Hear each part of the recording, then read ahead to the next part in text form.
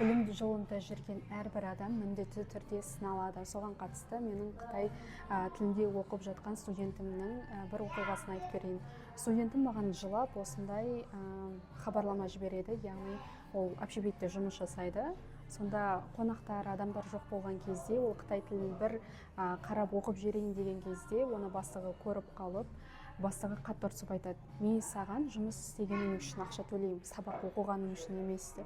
Студентіме бұл сөз өте қатты ауыр тиді. Содан кейін мүлде тіпті сабақ оқығысы келмей, сабаққа қатысқысы келмеді. Соған орай мен айтатыным, яғни ол студентіме айттым: всегда біздің өмірімізде негативный адамдар болады, бізді тоқтатқысы келетін, бізді тоқтатқысы келетін, бізді үнемі артқа тартатын ондай адамдар бар, и всегда олар болады. Біз оларды ешқашан кеткізе алмаймыз. Просто уақыт бізге керек, осындай адамдар біздің өмірімізден кету үшін. Әрине, ол үшін біз алға қарай жылжи береміз. Сол сияқты студентінің арманы, яғни Қытайға барып тұру болатын еді. Қытайға ол өзі барып келген болатын, бірақ тіл білмей кішкене қатты қиналды. Бірақ қазір студентімнің халі жақсарды, және де бір ескертпе айтқым келеді еді. Және де мен бір ескертпе сөз айтқым келеді.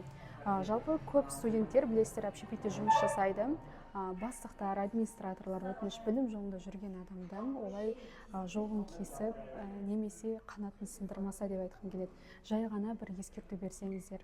Олай айтып, мен сен жұмыс жасап жатқаның үшін ақша төлеймін деп олай айтудың қажеті жоқ.